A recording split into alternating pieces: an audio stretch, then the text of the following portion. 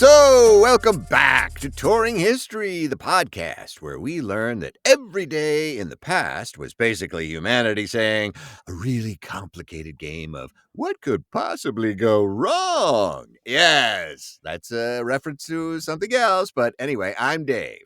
And I'm Complicated Lane. And Hey. before we dive into today's collection of constitutional milestones and questionable German engineering projects, we need to talk about something that makes perfect sense in an imperfect world.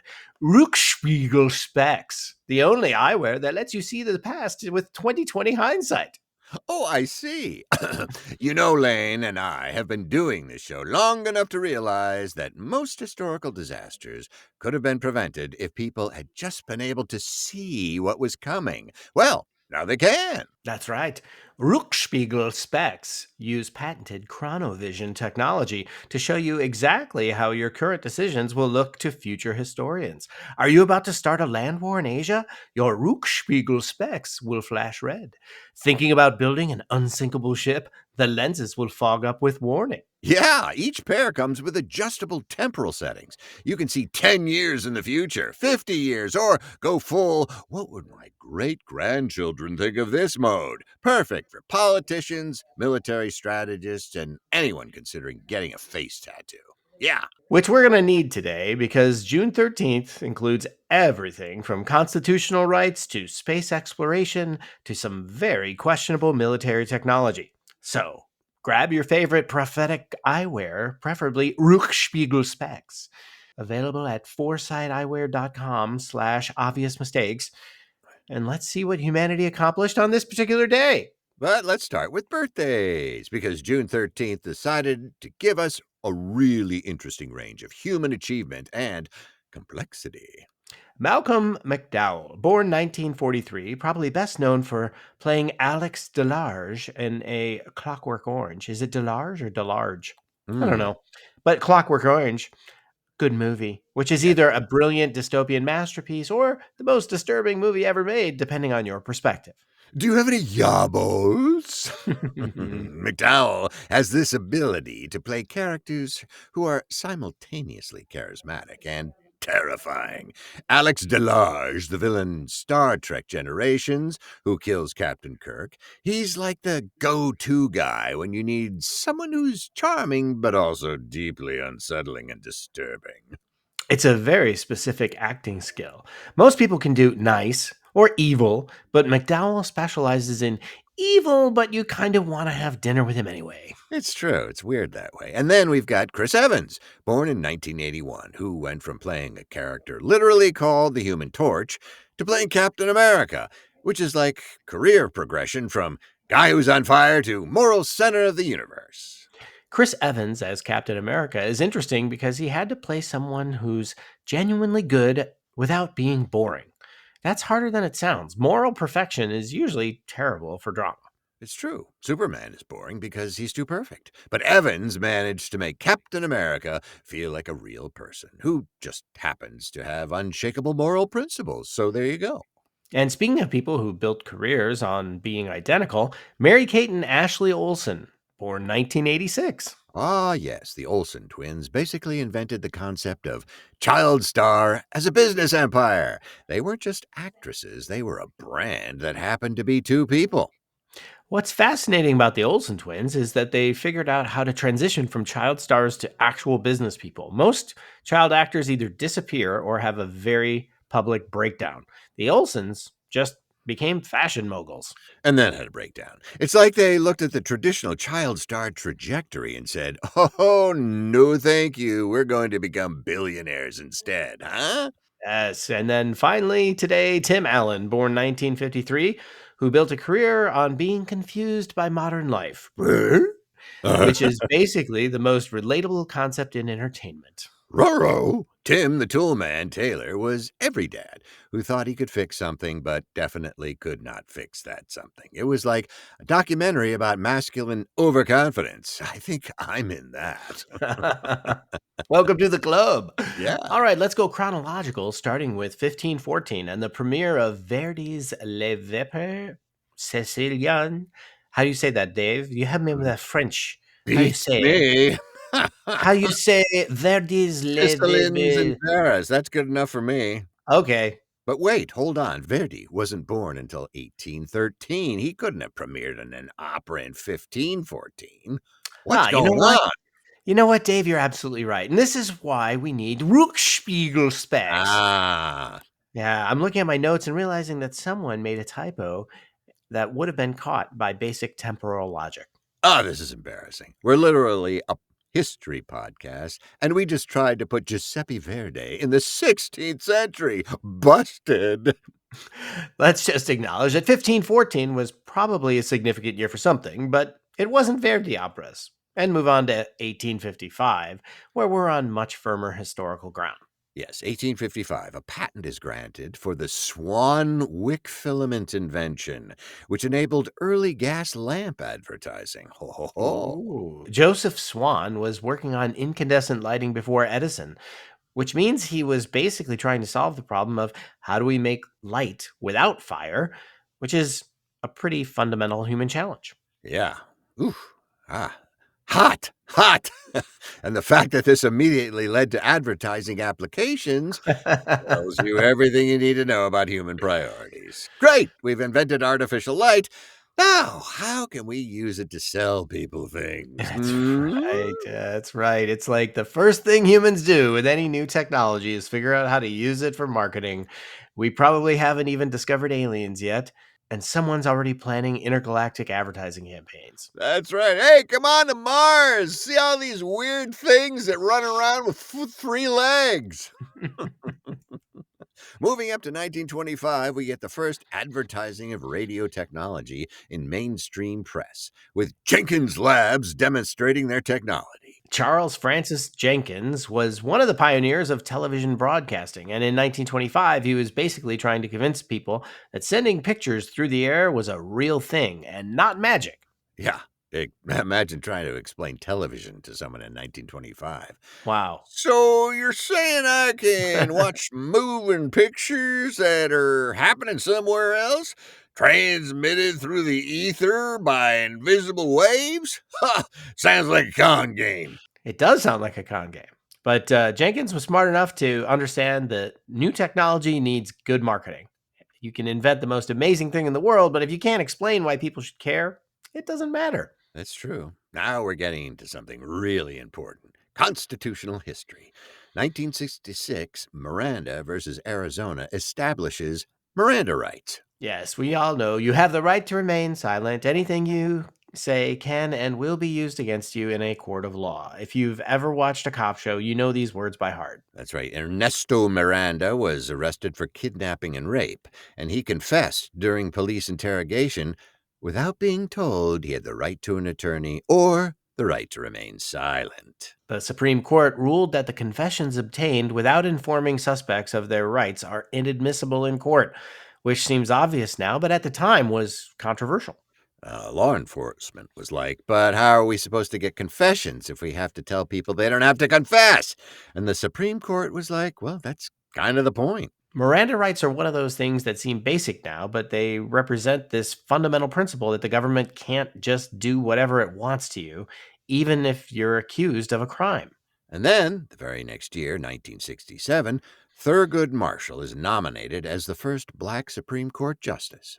Marshall had been arguing civil rights cases before the Supreme Court for decades. He was the lawyer who won Brown versus the Board of Education, which ended legal school segregation. So Marshall went from arguing cases in front of the Supreme Court to actually being on the Supreme Court, which is like going from trying to convince the teacher to change a grade to actually becoming the teacher. Marshall served on the court for 24 years and was consistently on the liberal side of civil rights issues. He was like the Supreme Court's moral conscience for a generation. And the fact that his nomination was controversial at the time because some people thought a black man shouldn't be on the Supreme Court shows how recent these changes really are. Yeah. Moving on to 1971, the New York Times begins publishing the Pentagon Papers, which is basically the moment when Americans learned that their government had been lying to them about Vietnam for years. Yes, the Pentagon Papers were a secret Defense Department study that showed the government knew the Vietnam War was unwinnable, but kept escalating it anyway. Hide that stuff. We still need more bombs. Yeah, Daniel Ellsberg, who leaked the papers, was a former Pentagon analyst who basically decided that the American people deserved to know what their government was doing in their name. And the Nixon administration tried to stop the Times from publishing it, arguing that it would damage national security. But the Supreme Court ruled that the government couldn't engage in prior restraint of the press. This is one of those cases where national security was code for this is really embarrassing for us politically. The papers didn't reveal troop movements or battle plans. They revealed that policymakers knew that they were lying to the public. Ellsberg was charged under the Espionage Act and faced life in prison, but the charges were dropped because the government had illegally wiretapped him and broken into a psychiatrist's office. So the government was so determined to prosecute the guy who revealed their lies that they broke the law to do it, Hmm. which kind of proved his point about government overreach. Yeah, indubitably. The Pentagon Papers case established that the press has a right to publish classified information if it serves the public interest, which is a pretty fundamental principle of democratic accountability. Yeah.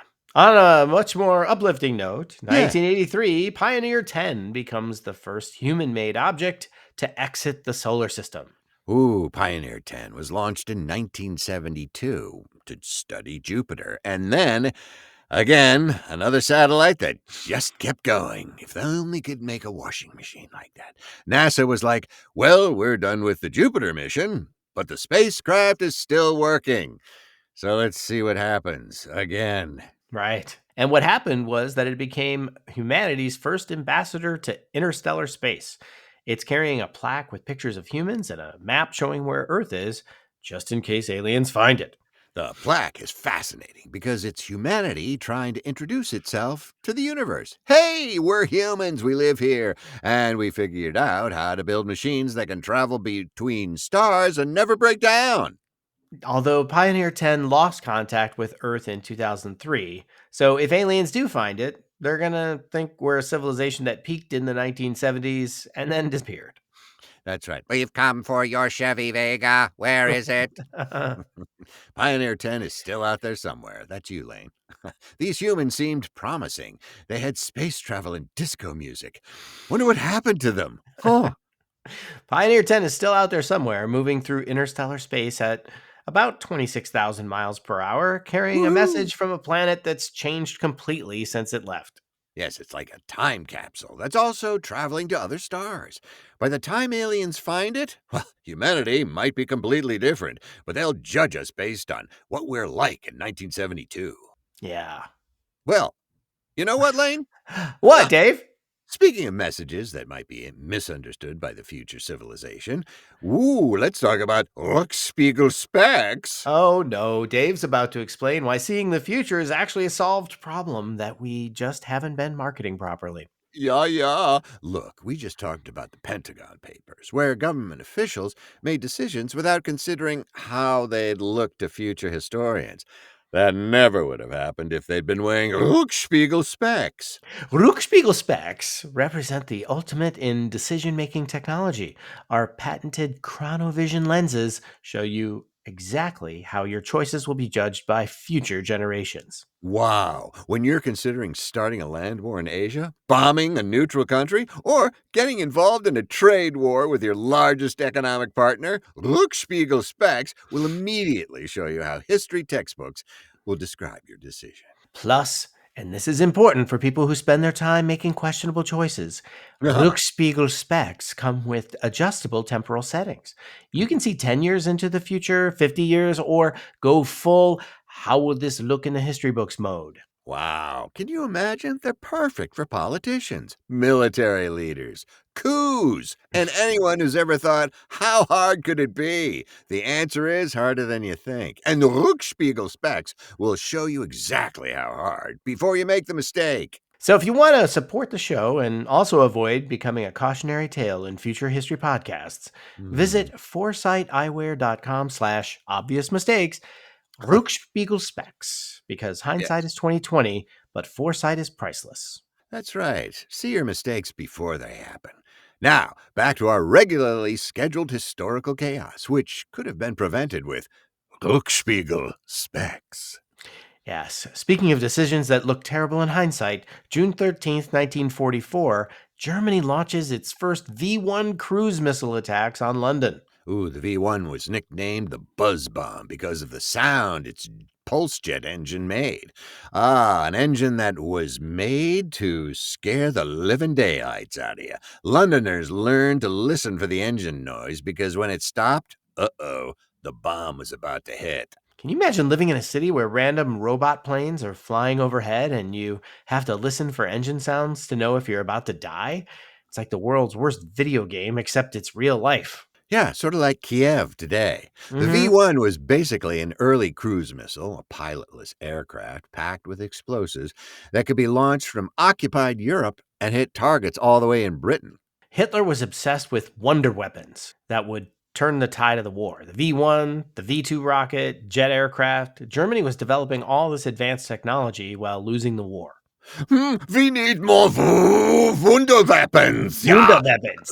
But mein Führer, we have no fuel. I don't care, make them. It's like they were trying to science their way out of a strategic disaster. Yes, we're surrounded and outnumbered, but what if we build more robot bombs, huh?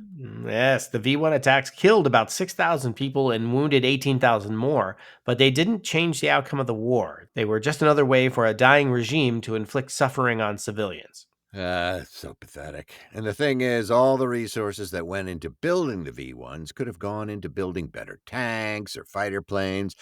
That might have actually helped Germany's military situation. But no! But that would have required admitting that the war was going badly, and Right. totalitarian regimes aren't great at admitting mistakes. No, we can see that every day. Speaking of admitting mistakes, 1977, James Earl Ray is recaptured after his prison escape. Yeah, we talked about Ray's escape on June 10th. He hid in a bread truck with 6 other prisoners and was on the run for 3 days. 3 days, that's a lot of sitting around bread. The man who assassinated Martin Luther King Jr. managed to stay free for a long weekend. It's like if you planned the perfect crime and then got caught because you stopped for gas and forgot you were supposed to be hiding. Oops. Yeah, Ray spent the rest of his life in prison, repeatedly trying to withdraw his guilty plea and claiming he was framed, which most historians don't believe. Yeah. Sure, dude. Yeah. It's one of those cases where the conspiracy theories were more interesting than the actual facts, but the facts are pretty straightforward. Ray killed Dr. King and then spent the rest of his life trying to escape responsibility. Moving into more recent history, 1996, the Freeman standoff ends in Montana. Yes, the Montana Freemen were a right wing military group that refused to recognize federal authority and holed up on a ranch for 81 days. They were basically sovereign citizens who decided that the federal government was illegitimate and they didn't have to follow federal laws, which is a legal theory that works great until the FBI shows up. Yeah, who's the guy that always thinks that a ranch would be the perfect place? Yeah, let's go to a ranch. The standoff lasted almost 3 months and it ended peacefully when the Freemen surrendered. Nobody was killed, which was actually pretty remarkable given how these situations usually go. The Freeman case was one of those events that showed how domestic extremism was becoming a bigger problem in the 1990s. Ruby Ridge, Waco, Oklahoma City, the Montana Freeman. There was definitely a pattern developing. Yeah, what do you think it was? Saccharin or something? Anyway, it's like there was this growing movement of people who decided that the solution to political disagreement was armed resistance, which historically doesn't work out well for anyone. Yeah, and finally, 1989, the US confirms that Syria used chemical weapons, which brings us into the modern era of international law and war crimes. Yeah, I guess they didn't get the memo on mustard gas from World War One. Huh. Anyway, chemical weapons are banned under international law, specifically the chemical ones and the Chemical Weapons Convention, because there's basically no way to use them that doesn't violate the laws of war. They're indiscriminate. They kill civilians and combatants equally. They cause unnecessary suffering, and they can have long term environmental effects that last for decades. They should do that with landmines, too. you know? Mm-hmm. Syria's use of chemical weapons in 1989 was part of a broader pattern of authoritarian regimes using banned weapons against their own people, which is like the ultimate violation of the social contract between governments and citizens, right? Yeah, not just like it. That's kind of what it is. The international response was complicated. Everyone condemned it, but actually stopping it was much harder, which is the ongoing challenge of international law. Yes, it is. You can make treaties that ban chemical weapons, but enforcing those treaties requires political will and military capability that isn't always there.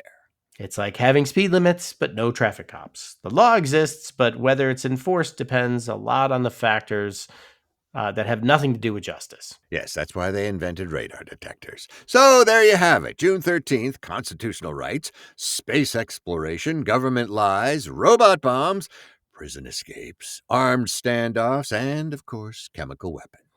It's like someone took the entire spectrum of human achievement and failure and compressed it into 24 hours. We've got legal progress, scientific breakthroughs, and really questionable decision making all happening simultaneously. And through it all, people kept making decisions without thinking about how they'd look to future historians. Which brings us back to Rückspiegel Specs, which could have prevented most of the problems we just discussed. Ha, That's get a right. pair. History is chaos, but proper eyewear could have made it much less chaotic. That's definitely our show's motto now. So, next week, we're looking at June 20th, which apparently decided to be the day when everything happens at once. What, with more baseball and fewer robot bombs? Yeah. And we'll have a bunch of other episodes between now and June 20th. That's true. So come back for those. Until then, remember that you're living through history right now. So try to make decisions that won't embarrass your great grandchildren. But not V1 buzz bomb decisions or Montana Freeman decisions, maybe more like Pioneer 10 decisions. That's right. I'm Lane, I'm Dave. and this has been. Touring history! Seriously, though, if anyone invents actual Rückspiegel specs, please let us know. We'd like to see how this podcast looks in retrospect. Oh, that would be scary. Please. See ya!